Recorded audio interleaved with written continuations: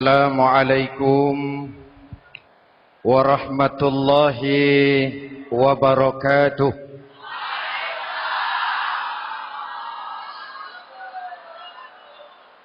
Alhamdulillahi rabbil alamin. Wassalatu wassalamu ala asyrafil mursalin Sayyidina wa maulana Muhammadin wa ala alihi wa sahbihi ajma'in, amma ba'du. Saudara-saudara kaum muslimin yang berbahagia, hadirin, kesempatan malam ini saya ingin cerita akhirat saja. Sudah pernah ke akhirat belum? Mau? Kalau mau saya daftar, besok berangkat. Salah satu rukun iman yang 6, percaya kepada adanya akhirat. Satu saat alam ini akan hancur sehancur-hancurnya. Bumi, gempa, gunung meletus, air laut tumpah ke darat, planet-planet bertabrakan, halilintar menyambar, angin topan bertiup. Semua yang bernama hidup mati, itu kiamat. Lalu kita akan dibangkitkan di padang mahsyar, dibangkitkan dari kubur kita masing-masing. Dan subhanallah, pada saat bangkit dari kubur itu, keadaan muka kita ini menurut satu riwayat berubah menurut amalan kita masing-masing. Jangan heran nanti ada yang dibangkitkan dari kuburnya itu mukanya berubah jadi muka tikus. Hebat sekali, badannya badan manusia, tangannya tangan manusia, mukanya muka tikus. Sebab apa? Sebab waktu di dunia amalannya amalan tikus. Apa amalan tikus itu? Suka menggeragoti barang yang disimpan rapi-rapi.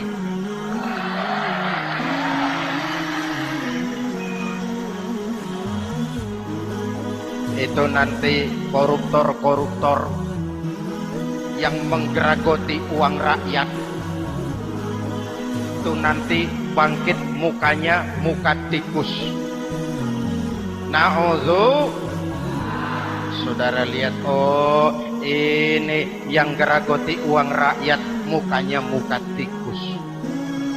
Ada lagi yang bangkit dari kubur, mukanya itu berubah jadi muka harimau. Kenapa? Waktu di dunia amalannya amalan harimau. Apa harimau itu? Mau menang sendiri, keras kepala, kupeh. Di mana ada hutan, rajanya pasti harimau. Padahal hutan belum pernah bikin pemilihan umum. Betul? Tapi harimau tidak peduli ada pemilihan umum atau tidak, saya raja hutan. Setelah naik jadi raja di hutan, harimau bukan melindungi rakyatnya, malah makanin rakyatnya.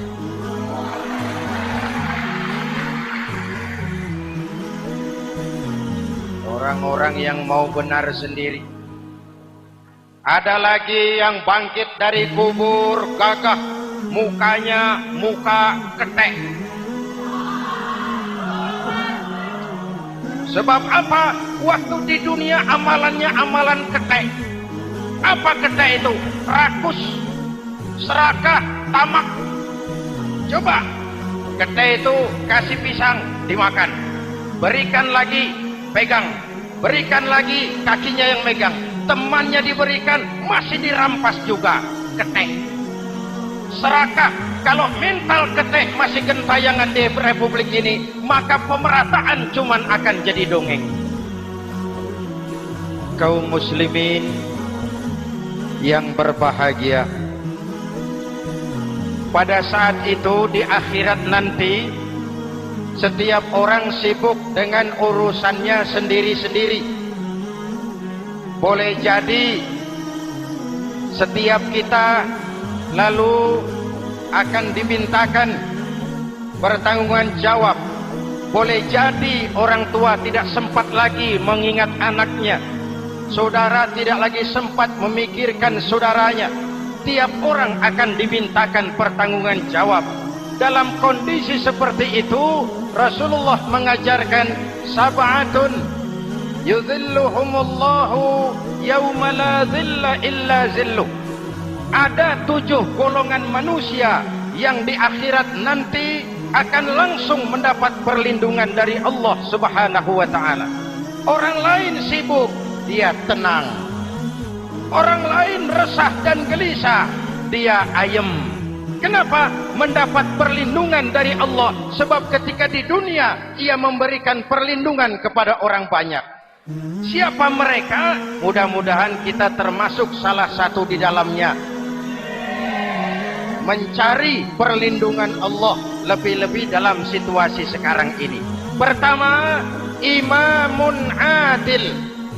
Yang akan mendapat perlindungan langsung dari Allah adalah pemimpin yang adil. Sebab apa? Pemimpin yang adil melindungi banyak rakyat, maka pantas di akhirat dilindungi oleh Allah Subhanahu. Kita ini kan zon politik kan. Kita ini makhluk yang tidak mungkin hidup sendiri-sendiri. Untuk melaksanakan hajat bersama, kita memerlukan pemimpin.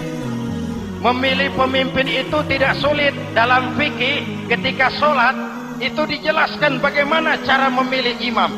Siapa yang diangkat jadi imam? Pertama, a'lamuhum. Orang yang paling alim di kampungmu siapa? Angkat jadi imam. Yang paling alim, paling menguasai persoalan, sehingga bisa membawa bangsa keluar dari kesulitan. Pemimpin yang bisa menyelesaikan masalah, bukan yang menimbulkan masalah.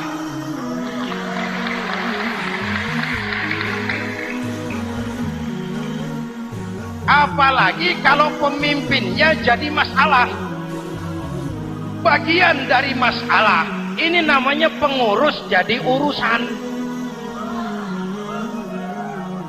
A'lamuhum. Pak, di kampung saya ada 2 orang, alimnya sama. Yang mana yang jadi imam?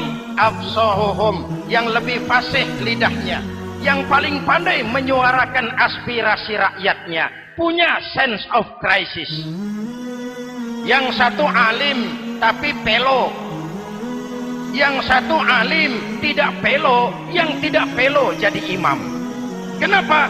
Tidak sah orang fasih bermakmum kepada imam pelo. Pak, ini imam pelo, makmum pelo semua, sah. Namanya kampung pelo. Aduh Pak, ini 2 orang alimnya sama, fasihnya sama, yang mana yang jadi imam? Aktsaruhum sinnan, yang lebih tua umurnya, senioritas baru dihitung. Lahirnya bareng Pak. Yang mana yang jadi imam? Awaluhum hijratan, yang lebih dulu tinggal di situ, yang punya semangat nasionalisme yang tinggi, yang cinta kepada bangsa dan rakyatnya. Sudah ada imam, sudah, ayo azan. Apa azan itu? Proklamasi. Sholat mau dimulai. Sudah azan? Sudah. Qobliyah 2 rakaat, qobliyah. Apa qobliyah itu?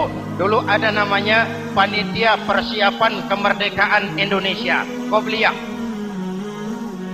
Sudah qobliyah? Sudah. Luruskan shaf, atur barisan yang lurus, rapatkan barisan. Apa ini? Bentuk pemerintahan yang kompak, bersih, berwibawa. Jangan sesama elit saling tawuran.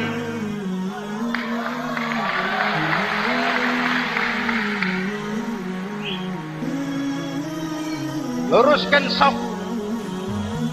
Lalu shaf yang terdepan hendaknya diisi orang yang sedikit alim. Tidak perlu alim betul, sedikit alim. Maksudnya apa? Kalau imam keliru dia bisa tegur. Kalau imam salah dia bisa tegur. Kalau imam batal dia bisa gantikan. Ini wakil-wakil makmum. DPR, DPRD. wakil-wakil makmum. Sudah, ayo imam pimpin sholat. Sepakati dulu kita mau sholat apa, rakaatnya berapa, surah yang mau dibaca apa, pakai sujud tilawah apa tidak, supaya makmum tidak kaget-kagetan. Rakyat harus dikasih tahu pemimpinnya mau kemana, visinya apa, supaya makmum ikutnya ikhlas. Jelas?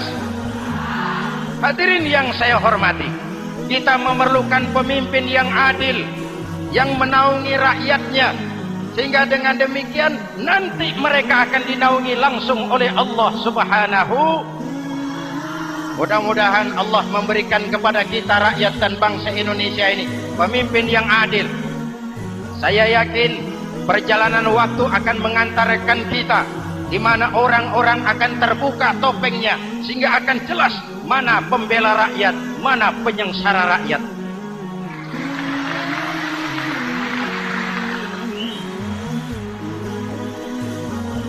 Lalu sebenarnya tiap kita ini kan pemimpin. Pak Lurah pemimpin di kelurahannya, Pak Camat pemimpin di kecamatannya, kepala suami pemimpin di rumah tangganya, anak muda pemimpin bagi dirinya, dan setiap kita akan dimintakan pertanggungan jawab tentang apa yang kita pimpin. Marilah setiap kita berusaha menjadi pemimpin yang adil.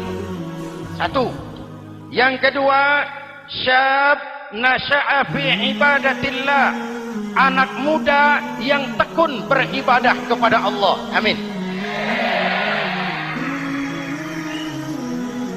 Remaja adalah masa depan kita semua.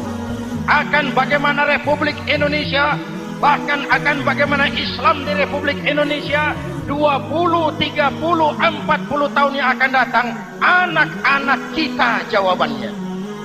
Jelas? Maka menghancurkan Islam tidak usah menyegel masjid, tidak usah menutup pesantren, tidak perlu melarang pengajian. Cukup dengan meracuni remaja dan pemuda Islam, menjauhkan mereka dari agama dan ulama. Kalau mereka sudah jauh dari agama dan ulama, tinggal menunggu pergantian generasi.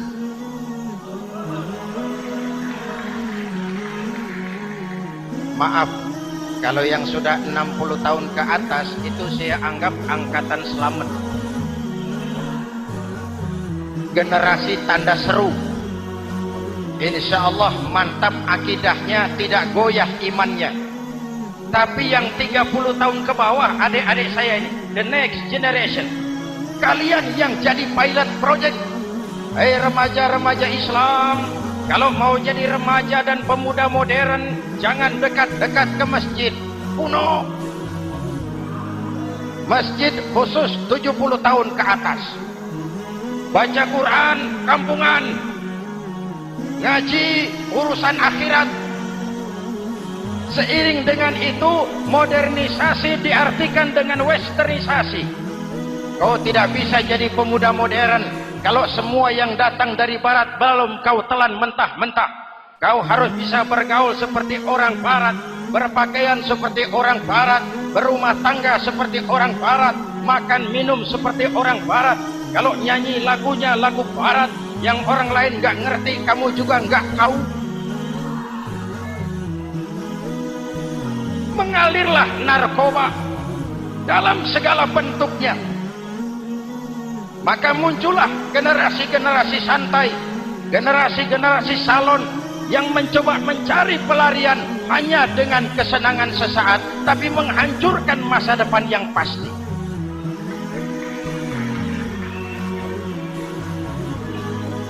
Maka mengalirlah free love, free sex, Samenleben, hidup bersama di luar nikah alias kumpul. Ya sama saja, kumpul kebo, kumpul embe itu sama. Hadirin yang saya hormati, kalau sudah hancur tinggal menunggu pergantian generasi. Oleh karena itu adik-adik saya, para remaja, para pemuda, kalian harapan kami semua. Di pundak kalian Kami pertaruhkan hari depan bangsa dan negara ini.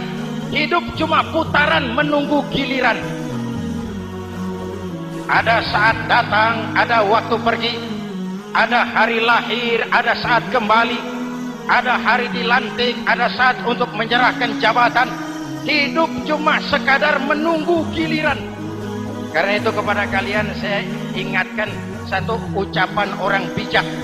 Hai anak muda, berpikirlah kau di waktu pagi, bekerjalah di waktu siang, makanlah di waktu sore, dan tidurlah di waktu malam. Berpikir di waktu pagi, belajar mumpung masih muda. Bekerjalah di waktu siang, amalkan ilmu itu setelah dewasa. Makanlah di waktu sore, hari tua tinggal menikmati hasilnya. Tidurlah di waktu malam, matilah dengan tenang. Kalau pagi kau tidak berpikir, nanti siang kau tidak akan bisa bekerja. Kalau siang tidak kerja, nanti sore mau makan apa? Kalau sore tidak makan, alamat malam nggak bisa tidur.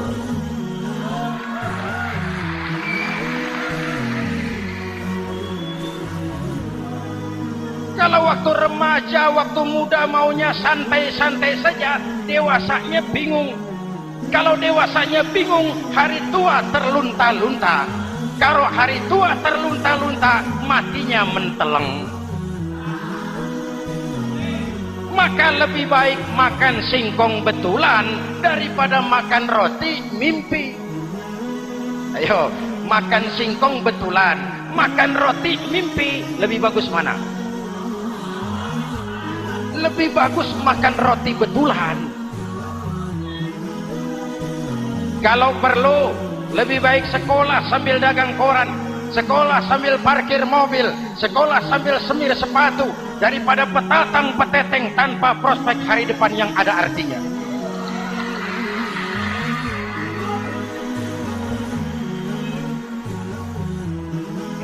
Inilah golongan kedua yang nanti akan langsung mendapat perlindungan dari Allah.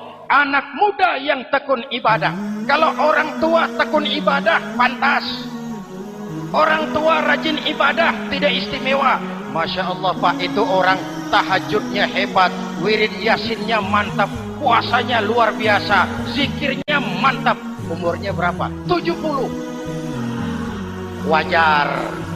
Lalarwi sanjo. Sudah larut senja. Kalau 70 masih jadi preman, kapan tobatnya? Tapi kalau ada anak muda, darahnya masih mengalir dengan panas, keinginannya masih sejuta khayal, dia bisa salurkan di jalan Allah, itu amat disukai Allah, dan itu akan mendapat perlindungan langsung dari Allah Subhanahu. Hadirin kaum muslimin di seluruh tanah air yang saya cintai, sekarang kita sampai kepada golongan ketiga yang nanti dinaungi Allah. Itu siapa? Rajulun qalbuhu mu'allaqun bil masajid. Seseorang yang hatinya selalu terpaut kepada masjid. Masjid memang tempat melaksanakan sholat, tapi lebih dari itu dia adalah pusat kegiatan umat. Umat Islam dengan masjid seperti ikan dengan air, tidak boleh berpisah. Sehingga ada hadis qudsi mengajarkan, inna buyuti fil ardil masajid wa inna zuwari fiha ummaruha. Rumahku di permukaan bumi adalah masjid. Orang-orang yang memakmurkan masjid adalah tamuku. Dari masjidlah terpancar semangat silaturahmi, dan itu yang sangat kita perlukan sekarang. Di tengah-tengah kerentanan kita sebagai bangsa, masjid harus jadi lem perekat. Di sini siapapun yang datang mengucapkan assalamualaikum, betul? Menebarkan salam, menebarkan rasa damai, bersalaman. Kata Nabi, ma min muslimaini yaltaqiyani fayatasafahani illa ghafarallahu dzunubahuma.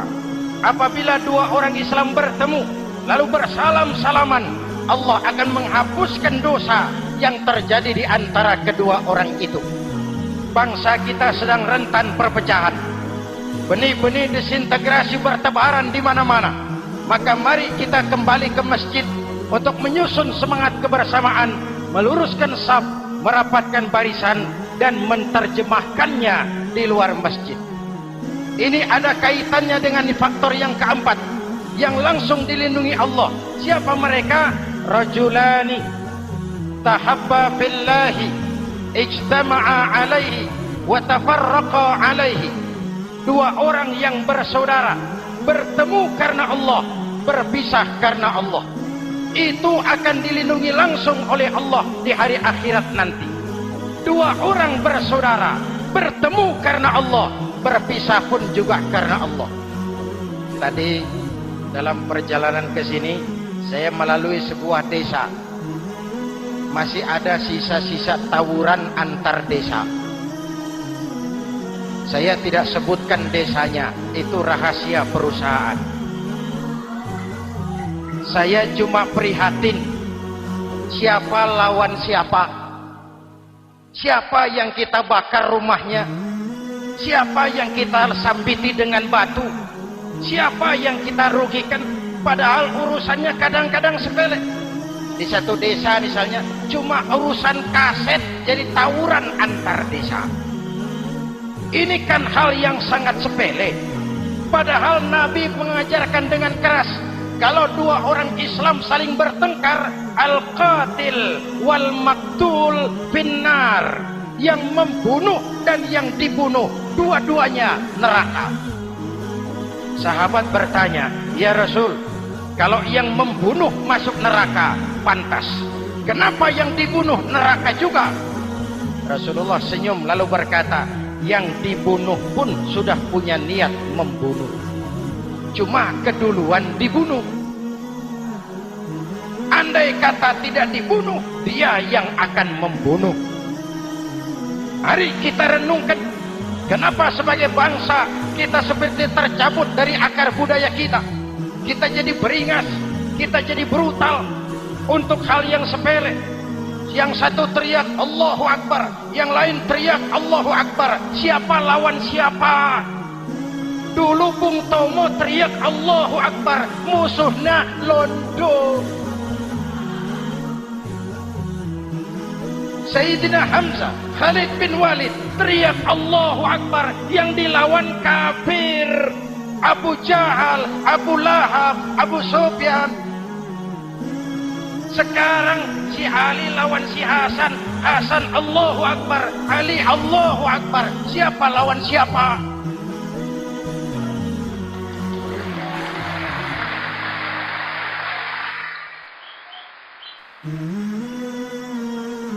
Kenapa kita jadi begitu mudah menggunakan nama Tuhan untuk melampiaskan ambisi pribadi?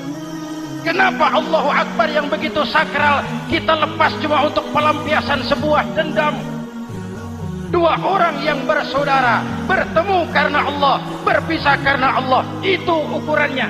Kau di jalan Allah, kau saudaraku. Keluar dari jalan Allah, selesai persaudaraan sampai di sini.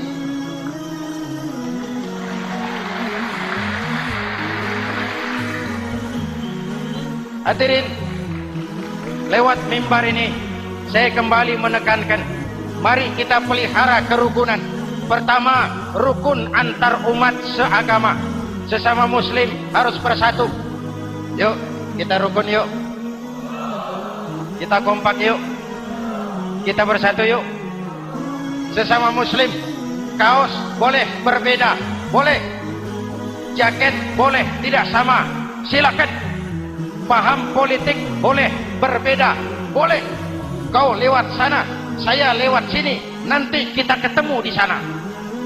Betul? Mari lapang dada menerima perbedaan, tetapi mengarah kepada satu tujuan yang sama. Walaupun bineka, kita ini tunggal. Seperti dilatih di masjid ini.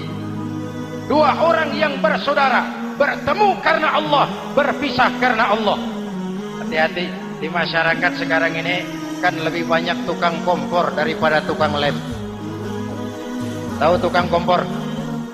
hangati sana, panasi sini, bakar sana, sulut sini, terbakar kita, dia lari tepuk tangan. Udah capek kita rakyat diobok-obok, udah capek kita rakyat dialamatkan, dijadikan address. Semua kalau pidato demi rakyat, untuk rakyat, buat rakyat, padahal nggak pernah kenal sama rakyat. Kita cuma jadi alamat. Mari kita kokohkan akar kebersamaan. Kita sama-sama anak Ibu Pertiwi. Di negeri ini kita dilahirkan. Air negeri ini yang kita minum, udara negeri ini yang kita hirup. Kalian remaja, kalian pemuda lebih bertanggung jawab karena kalian anak Ibu Pertiwi. Hadirin yang saya hormati, maka tetap jaga semangat kebersamaan. Ini yang keempat. Yang kelima, rajulun zakarallaha khalian fafadat ainahu. Seseorang yang mengingat Allah dalam kesunyian lalu berlinang air matanya. Tengah malam, dikala orang sedang tidur, dia bangun munajat. Gemersik tikar tersentuh tangan, laksana lambaian tangan malaikat maut datang hendak merenggut nyawa. Terbayang dosa yang pernah dia kerjakan, air mata berurai membasahi pipi tanpa terasa. Orang yang munajat semacam itu nanti langsung mendapat perlindungan dari Allah Subhanahu. Saya pernah baca hadis qudsi, merinding bulu kuduk saya mendengar hadis qudsi ini. Terbayang Indonesia saya, Indonesiaku, Indonesiamu, Indonesia kita semua. Apa kata Allah dalam hadis qudsi? Inni la ahammu bi'azabi ibadi. Kadang-kadang aku muak melihat tingkah laku manusia. Aku kepengen turunkan azab. Kalau azab turun di bumi, kita sudah merasakan banjir di mana-mana. Manado banjir, Sumatera Barat banjir, Jambi banjir, Bengkulu, tanah longsor di Purworejo, Cilacap banjir, Sukabumi gempa, Pandeglang gempa, ekonomi terpuruk, antar kampung tawuran, antar elit di atas tawuran.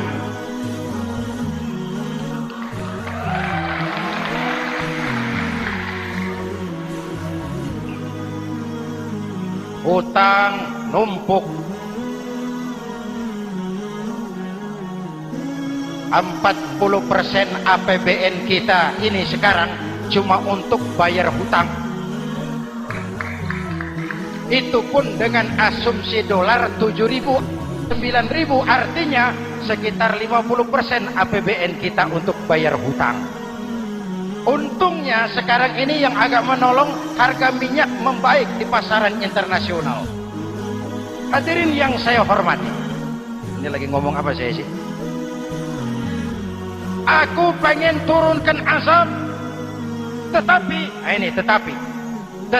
kata Allah, ketika aku melihat orang-orang tua yang sujud di keheningan malam, bayi-bayi tanpa dosa masih menyujud.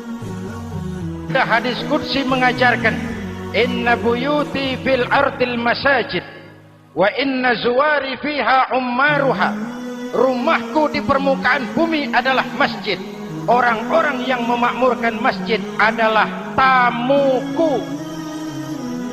Dari masjidlah terpancar semangat silaturahmi, dan itu yang sangat kita perlukan sekarang. Di tengah-tengah kerentanan kita sebagai bangsa, masjid harus jadi lem perekat. Di sini siapapun yang datang mengucapkan assalamualaikum, betul? Menebarkan salam, menebarkan rasa damai, bersalaman. Kata Nabi, ma min muslimaini yaltaqiyani wa yatasafahani illa ghafarallahu dzunubahuma. Apabila dua orang Islam bertemu lalu bersalam-salaman, Allah akan menghapuskan dosa yang terjadi di antara kedua orang itu. Bangsa kita sedang rentan perpecahan. Benih-benih disintegrasi bertebaran di mana-mana.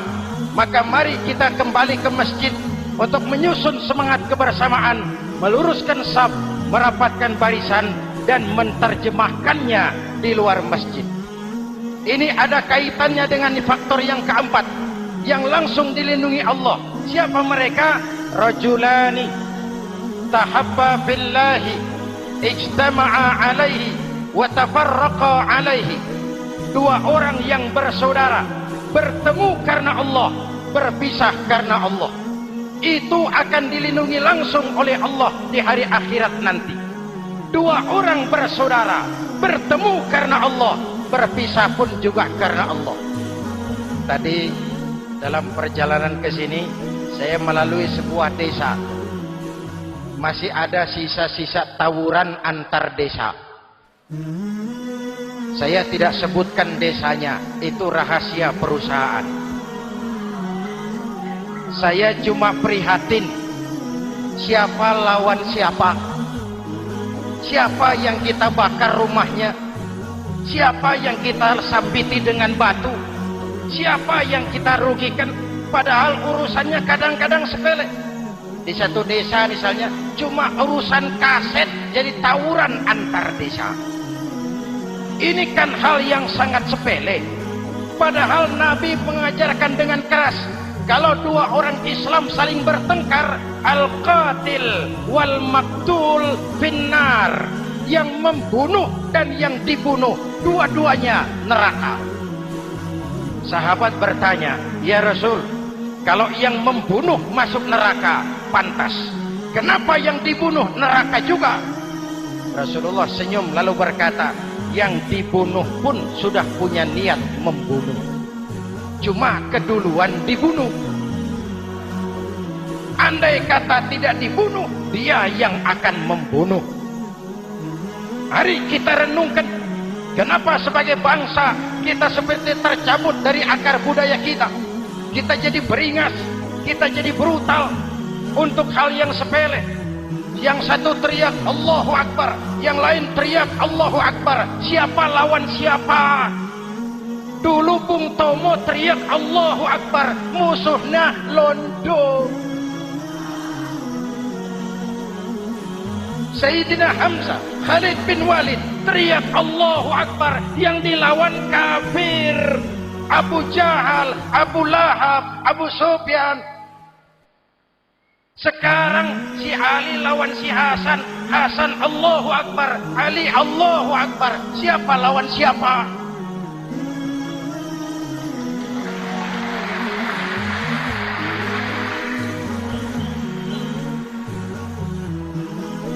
Kenapa kita jadi begitu mudah menggunakan nama Tuhan untuk melampiaskan ambisi pribadi? Kenapa Allahu Akbar yang begitu sakral kita lepas cuma untuk pelampiasan sebuah dendam? Dua orang yang bersaudara, bertemu karena Allah, berpisah karena Allah. Itu ukurannya. Kau di jalan Allah, kau saudaraku. Keluar dari jalan Allah, selesai persaudaraan sampai di sini.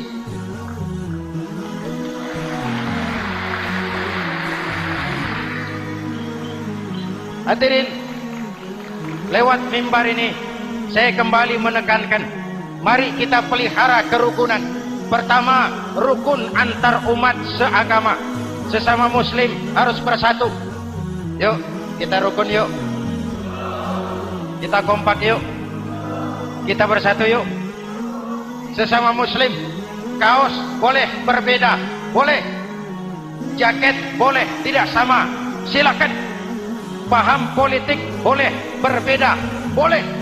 Kau lewat sana, saya lewat sini, nanti kita ketemu di sana. Betul? Mari lapang dada menerima perbedaan, tetapi mengarah kepada satu tujuan yang sama. Walaupun bineka, kita ini tunggal. Seperti dilatih di masjid ini. Dua orang yang bersaudara, bertemu karena Allah, berpisah karena Allah. Hati-hati, di masyarakat sekarang ini kan lebih banyak tukang kompor daripada tukang lem. Tahu tukang kompor? Hangati sana, panasi sini, bakar sana, sulut sini. Terbakar kita, dia lari tepuk tangan. Sudah capek kita rakyat diobok-obok. Udah capek kita rakyat dialamatkan, dijadikan address. Semua kalau pidato demi rakyat, untuk rakyat, buat rakyat, padahal nggak pernah kenal sama rakyat. Kita cuma jadi alamat. Mari kita kokohkan akar kebersamaan. Kita sama-sama anak Ibu Pertiwi. Di negeri ini kita dilahirkan. Air negeri ini yang kita minum, udara negeri ini yang kita hirup. Kalian remaja, kalian pemuda lebih bertanggung jawab karena kalian anak Ibu Pertiwi. Hadirin yang saya hormati, maka tetaplah jaga semangat kebersamaan. Ini yang keempat. Yang kelima, rajulun zakarallaha khalian fafadat ainahu. Seseorang yang mengingat Allah dalam kesunyian lalu berlinang air matanya. Tengah malam, dikala orang sedang tidur, dia bangun munajat. Gemersik tikar tersentuh tangan, laksana lambaian tangan malaikat maut datang hendak merenggut nyawa. Terbayang dosa yang pernah dia kerjakan, air mata berurai membasahi pipi tanpa terasa. Orang yang munajat semacam itu nanti langsung mendapat perlindungan dari Allah Subhanahu. Saya pernah baca hadis qudsi, merinding bulu kuduk saya mendengar hadis qudsi ini. Terbayang Indonesia saya, Indonesiaku, Indonesiamu, Indonesia kita semua. Apa kata Allah dalam hadis qudsi? Inni la ahammu bi'azabi ibadi. Kadang-kadang aku muak melihat tingkah laku manusia. Aku kepengen turunkan azab. Kalau azab turun di bumi, kita sudah merasakan banjir di mana-mana. Manado banjir, Sumatera Barat banjir, Jambi banjir, Bengkulu, tanah longsor di Purworejo, Cilacap banjir, Sukabumi gempa, Pandeglang gempa, ekonomi terpuruk, antar kampung tawuran, antar elit di atas tawuran.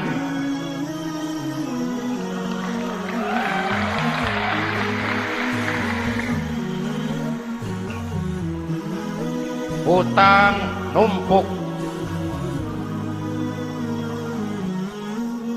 40% APBN kita ini sekarang cuma untuk bayar hutang. Itu pun dengan asumsi dolar 7.000, 9.000, artinya sekitar 50% APBN kita untuk bayar hutang. Untungnya sekarang ini yang agak menolong, harga minyak membaik di pasaran internasional. Hadirin yang saya hormati, ini lagi ngomong apa saya sih? Aku pengen turunkan azab, tetapi kata Allah, ketika aku melihat orang-orang tua yang sujud di keheningan malam, bayi-bayi tanpa dosa masih menyusu, binatang ternak melata mencari makan, murkaku surut, azab aku tarik kembali. Ayo renungkan hadis ini. Allah mau marah nggak jadi, azab ditarik, kesulitan diangkat, pertolongan datang, ada yang meredam murka Allah. Allah mau marah nggak jadi. Kenapa? Orang-orang tua yang tengah malam sujud sambil berlinang air mata, itu yang meredam murka Allah. Yang ikhlas menangis kepada Allah, bukan menangis berdasarkan pesanan. Ini kan sekarang apa yang nggak bisa dipesan? Istighosah pesanan, demo pesanan, 10.000 berangkat. Ngerti apa enggak urusan soal lain.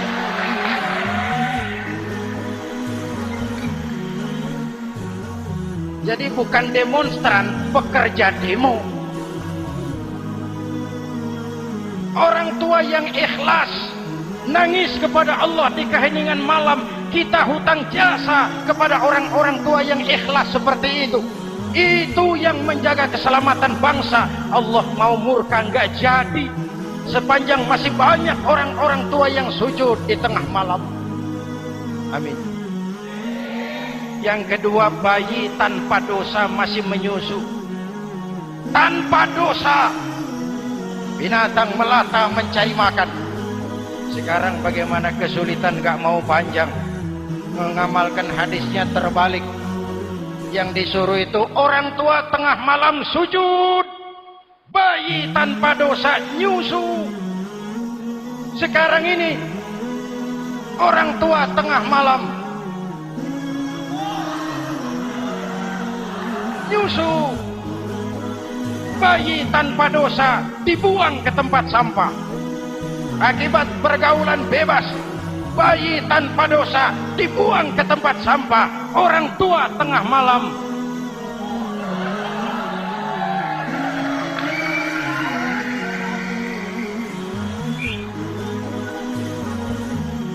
Hadirin yang keenam, rajulun da'athum ra'atun zatu mansibin wa jamalin ila nafsiha faqala inni akhafu Allah rabbal alamin. Orang yang bermoral dibujuk rayu oleh perempuan cantik, lalu dia berkata, maaf, saya takut kepada Allah. Orang bermoral yang merasakan kehadiran Allah dekat dalam hidup, umpama waktu